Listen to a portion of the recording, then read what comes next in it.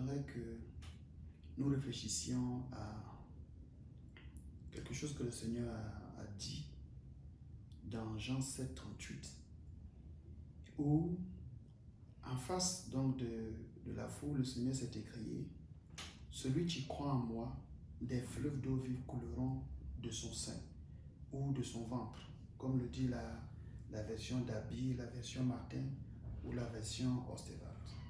Et il précise, comme dit l'Écriture, celui qui croit en moi, des fleuves d'eau vive couleront de son ventre, comme dit l'Écriture. Le Seigneur parlait à des gens qui étaient censés connaître les Écritures, donc c'est-à-dire l'Ancien Testament. Et le Seigneur se présente comme étant la personne qui permet à celui qui croit d'avoir ces sources d'eau vive qui coulent de son ventre. Il dit: celui qui croit en moi, des fleuves d'eau vive vont couler de son ventre, comme dit l'Écriture. J'ai parcouru l'Écriture, j'ai regardé et je n'ai pas vu les choses telles que citées par le Seigneur. Dans aucun passage spécifique de la Bible, de l'Ancien Testament, je n'ai vu cela où le Seigneur est écrit où Dieu dit: celui qui croit en moi, des fleuves d'eau vive vont couler de son ventre. Pourtant, le Seigneur dit, comme dit l'Écriture. Alors quand j'ai commencé à m'interroger sur la question, je dis: mais Seigneur, où l'Écriture parle de ça? Il m'a ramené dans Genèse au chapitre 2 à partir du verset 10. Et à partir du verset 10 de Genèse 2, la Bible dit que Dieu a planté un jardin en Éden et il a mis des arbres de toutes sortes, des arbres bons à manger, agréables à la vue. Il a mis au milieu du jardin l'arbre de la connaissance, l'arbre de la vie et l'arbre de la connaissance du bien et du mal. Après ça, au verset 10, la Bible dit que un fleuve sortait de Éden. Et quand il sort d'Éden, il se divise en 4 bras. Alors le Seigneur m'a dit: regarde bien. Alors regardant, je dis: ah, ok. Donc, c'est de ça que le Seigneur parlait quand il parlait de fleuve d'eau vive. Donc, il y a un fleuve qui sort, après se divise en 4 bras. Alors, ça veut dire quoi? Donc, ici, quand on commence la réflexion, on se rend compte que, en fait, c'est comme si Éden représentait le cœur de l'homme, ou la vie précieuse de l'homme, la vie véritable de l'homme. Alors, le Saint-Esprit me ramène dans Genèse, dans Proverbe chapitre 4, vers le verset 23, où Salomon dit: mon fils, garde ton cœur plus que toute autre chose, car de lui viennent les sources de la vie. Il dit: ah, ok, je commence à comprendre. Donc, le cœur doit être gardé. En même temps, dans Genèse 2, la Bible dit que Dieu a mis l'homme dans le jardin pour le cultiver et le garder. Exactement les mêmes termes que Salomon reprend plus tard dans Proverbe au chapitre 4. Alors, Éden peut être symbolisé par le cœur que tu dois cultiver, c'est-à-dire ton être intérieur, l'homme intérieur, ce que la Bible appelle l'homme intérieur, que tu dois cultiver et garder. Garder. Aujourd'hui, nous ne voulons pas rentrer dans le sens de garder, parce que c'est notre profondeur. Quand le Seigneur parle de garder, on peut se poser la question, mais l'homme était le maître de toute la création de Dieu. Dieu l'avait positionné au-dessus de tous les animaux, de toutes sortes, n'est-ce pas, d'animaux, les lions, tout cela lui était soumis. L'homme devait garder le jardin contre qui? Ou contre quoi? Mais là n'est pas la question aujourd'hui. Je veux quand même que nous intéressions à cette source de la vie, à cette fleuve, à ce fleuve qui sort du jardin et qui se divise en 4 bras. La Bible dit que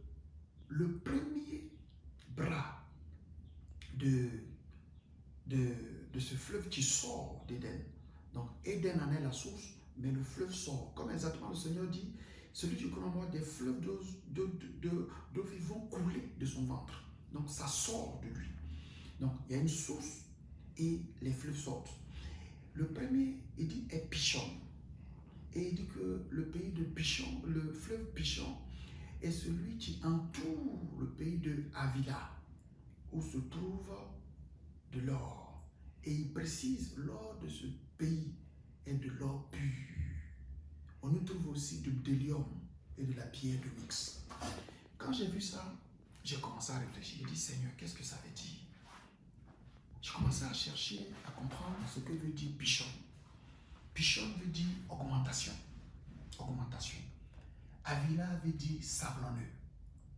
Alors j'ai réfléchi, j'ai dit, mais le premier bras entoure le pays de Pishon, le pays de l'augmentation, il entoure. Le premier bras s'appelle Pishon et il entoure le pays de Havila. Entourer quelque chose me ramène à ce que les gens faisaient dans l'ancien temps lorsqu'ils partaient, comme le dit la Bible, en campagne. Quand tu lis la Bible dit que c'était la saison où les rois allaient en campagne, c'est-à-dire qu'ils partaient faire la guerre à d'autres rois. Et quand ils partaient guerroyer comme ça, ce qui se passait, c'est que les villes qui étaient fortifiées, la première des choses que tu faisais pour prendre la ville, puisque généralement le fort ou bien la tour qui entourait la ville était très épaisse, au minimum 2 mètres l'épaisseur. Donc c'était difficile de pouvoir entrer et puis, comme le dit la Bible, percer la ville. Donc ce qu'ils faisaient, ils entouraient la ville, ils élevaient ce que la Bible appelle des retranchements contre la ville. Donc entourer quelque chose veut dire maîtriser la chose, dominer la chose. Donc ici, le fleuve Pishon entoure et domine Havila. Maintenant, qu'est-ce que ça veut dire, Havila? Havila veut dire sablonneux. Et on dit qu'il y a de l'or dans ce pays. Et la Bible dit l'or de ce pays est pur. Alors on comprend que c'est les manifestations, donc les fleuves d'eau vive dont le Seigneur parle, il s'agit de manifestations que je qualifierais de naturelles, de la grâce de Dieu lorsque tu as rempli du Saint-Esprit, lorsque tu as rempli, n'est-ce pas, du Seigneur. Il dit, celui tu crois en moi. Celui tu crois en moi. Donc, celui tu crois en Jésus, c'est celui qui a reçu Jésus, celui qui a reçu la vie de Jésus, de lui va sortir Pishon, de lui va sortir Gihon, de lui va sortir Hiddekel, de lui va sortir l'Euphrate. Mais aujourd'hui, j'aimerais que pour cette première partie, on s'attarde sur Pishon, augmentation. Ici, Pishon entoure le pays d'Havila. Donc, il y a une maîtrise sur ce que contient le pays d'Havila. Le pays d'Havila contient de l'or pur. Ça te rappelle quelque chose dans Éphésiens où le Seigneur dit, béni soit le Seigneur, béni soit Dieu le Père de notre Seigneur Jésus-Christ, qui nous a bénis de toutes sortes de bénédictions spirituelles dans les lieux célestes en Christ. On comprend que Dieu accorde à celui qui a Jésus, pas à celui qui va à l'église, mais celui qui a Jésus, la vraie richesse. La pureté de l'or montre que pour Dieu, c'est la vraie richesse. Il dit de chercher à nous acquérir des trésors dans le ciel, là où la teigne ne peut toucher, ni la rouille. Et là, on comprend que lorsque, dans l'Apocalypse, la nouvelle Jérusalem descend d'auprès de Dieu, on voit que cette Jérusalem est une ville d'or, mais de l'or pur. C'est la vraie bénédiction. La pureté de cet or montre que c'est un or que Dieu donne. Donc une grâce, une bénédiction de Dieu. Et le Seigneur dit que lorsque tu possèdes cet or, tu es véritablement béni. Cet or est pur. Il dit cherche premièrement cet or. Chaque fois que tu poses sur la terre, tu fais un service pour Dieu. Tu poses une action pour Dieu, pour la gloire du royaume de Dieu. Sache que tu es en train de t'amasser de l'or pur dans le ciel. De l'or que jamais un voleur ne pourra te ravir. Jamais la rouille ne pourra toucher. Et c'est de cet or que le Seigneur parle, la vraie richesse spirituelle. Généralement, nous confondons quelque chose. Celui qui est riche pour Dieu, comme dit la Bible, n'est pas forcément celui qui en a les extérieurs. Mais pour Dieu, la chose qu'on doit chercher d'abord, c'est la pureté de cet or, la vraie richesse qui vient de lui. Il dit la richesse qu'il appelle terrestre vient en plus. C'est pour ça qu'il dit cherche premièrement le royaume et la justice de Dieu et toutes les autres choses vous seront données. Si tu es riche spirituellement, la richesse matérielle te viendra éventuellement. Mais cette richesse matérielle ou financière ne va jamais prendre le dessus sur ta vie, sur la vraie source qui sort de toi. Et la vraie source, c'est celle qui sort d'Éden, c'est celle qui sort de toi. Et c'est naturellement qu'elle sort lorsque tu es rempli de Christ. Il dit que dans le pays d'Avila, donc le pays sablonneux, il y a cette eau pure, c'est-à-dire que tu n'as pas beaucoup d'efforts à faire. Il est facile de chercher, de fouiller le sable, de chercher à quelque chose qui est caché dans le sable. De l'or caché dans le sable est plus facile à trouver que de l'or caché sous la terre ou dans des grottes ou dans la roche. L'or de ce pays est facile à trouver. Il suffit pour toi de véritablement ouvrir ton cœur, accepter Jésus, chercher à être rempli de la vie et de l'esprit de Jésus pour que tu commences à expérimenter cette richesse glorieuse que le Seigneur promet. Il dit aussi que dans ce pays de Avila, dans ce pays de délices, il y a aussi du bdellium. Quand j'ai vu ça, j'ai dit, ah Seigneur, c'est quoi le bdellium? J'ai commencé à fouiller. Et je vois que le bdellium, c'est une résine qui était utilisée dans le temps en médecine. C'était utilisé pour soigner tout ce qui est inflammation de la poitrine, inflammation de l'estomac. Toutes ces choses-là étaient utilisées aussi. On utilisait aussi le bdellium dans la chirurgie dans l'ancien temps pour pouvoir justement guérir. C'était comme une sorte d'antiseptique, n'est-ce pas, pour pouvoir justement prévenir les contaminations, enfin l'inflammation. C'était une sorte d'antibiotique qui était utilisée. Le bdellium est la marque de la guérison.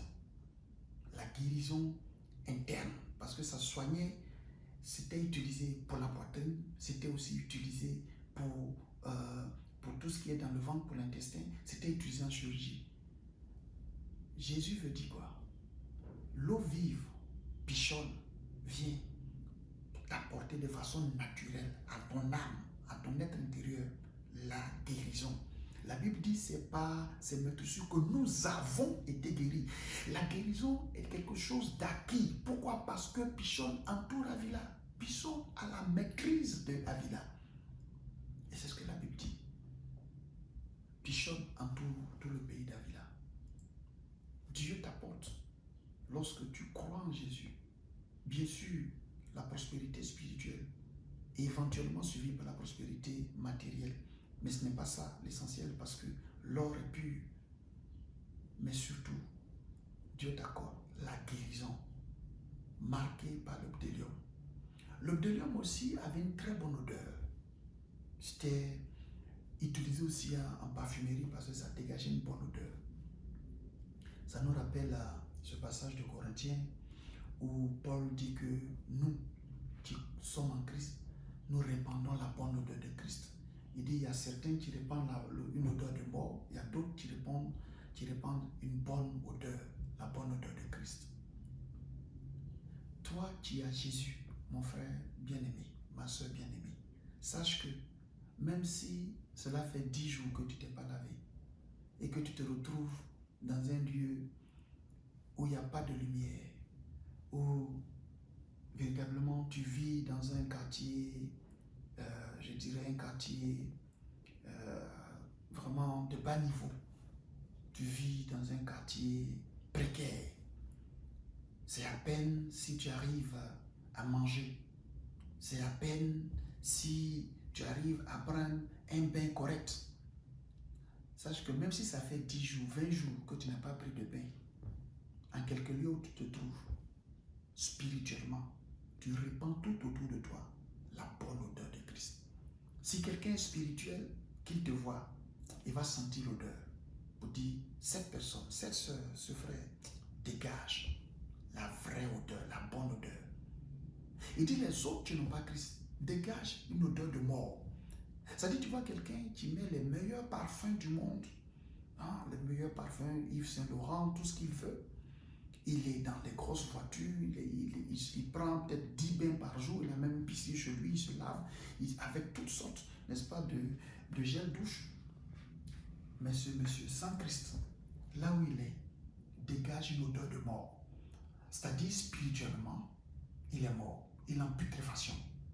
Là où toi, mon frère, ma soeur, à cause de ce que Christ en toi, et à cause de ce que la source d'eau nommée Pichon sort de toi, la Bible déclare que toi, tu dégages dans ton environnement une odeur agréable de vie. C'est quelque chose qu'il faut que tu notes. Et c'est ce que le Seigneur est en train d'expliquer. Maintenant, on dit aussi qu'il y a la pierre d'onyx dans le pays de Havila. La pierre d'onyx est une pierre, bien sûr, une pierre assez précieuse, mais qui était surtout utilisée pour faire de la gravure, pour faire de la décoration. Le Seigneur voulait dire que celui qui croit en lui est comme une décoration de Dieu. Sa vie est une vie merveilleuse. Quand Dieu le voit, il ne voit plus un être nu, un être qui a honte. Comme Adam pouvait le dire, j'ai entendu ta voix, j'ai eu peur, je me suis caché, car je suis nu, j'ai eu honte. Cette honte-là est balayée. Parce que tu as Christ, cette honte est balayée. Désormais, devant Dieu, tu es comme un être orné de toutes sortes de beauté, un être éclatant. Pourquoi? Parce que tu as cru en Jésus. Un jour, tu as posé un acte de foi. Tu as accepté Jésus comme ton Seigneur et ton Sauveur personnel. Véritablement, frère, je veux que tu considères ces choses. Ma soeur, je veux que tu considères ces choses. On aura l'occasion dans les autres vidéos qui viendront de parler des autres bras, n'est-ce pas, qui sortent d'Éden. Mais aujourd'hui, je veux que tu regardes à Pichon. Tu veux dire augmentation. Tout ce dont j'ai parlé sont des choses que tu reçois le jour où tu acceptes Jésus. Mais c'est des choses qui s'augmentent. Parce que Pichon veut dire augmentation. La bénédiction s'augmente. La bénédiction spirituelle s'augmente. De gloire en gloire. Comme il est dit dans 2 Corinthiens 3,18. Et disons, nous tous, qui, le visage découvert, contemplant comme dans un miroir la gloire du Seigneur, nous sommes transformés en une même image. De gloire en gloire, comme par le Seigneur, l'Esprit. De gloire en gloire, augmentation de grâce, augmentation de bénédiction spirituelle, augmentation de bonne odeur, augmentation de décoration. Chaque fois que tu te laisses remplir par la source véritable qui est Christ, il dit celui qui croit en moi, parce que c'est lui qui est la vraie source. Il dit celui qui croit en moi, je viens et j'habite en lui. Moi et mon Père, nous ferons de lui notre demeure. Et parce que Jésus fait de toi ta demeure, sa demeure, sache que Pichon coule de toi. Mon frère, ma soeur, Dieu t'a béni de toutes les bénédictions spirituelles en Christ. Dieu t'a guéri avec le bdellium. Dieu a répandu sur toi une odeur merveilleuse de vie. Il a enlevé l'odeur de mort qui était sur toi. Dieu t'a décoré et a décoré ta vie pour que désormais, partout où tu passes, tu sois véritablement une référence. Que Dieu te bénisse. Je prie au nom de Jésus de Nazareth que tu comprennes ces choses et que véritablement ton cœur soit ouvert et que la grâce et la puissance de Dieu descendent dans ton cœur pour que le Saint-Esprit véritablement te remplisse abondamment, pour que la source soit suffisamment puissante pour que le bras qui sort jaillisse avec force. Que la gloire de notre Dieu te remplisse au nom de Jésus. Amen.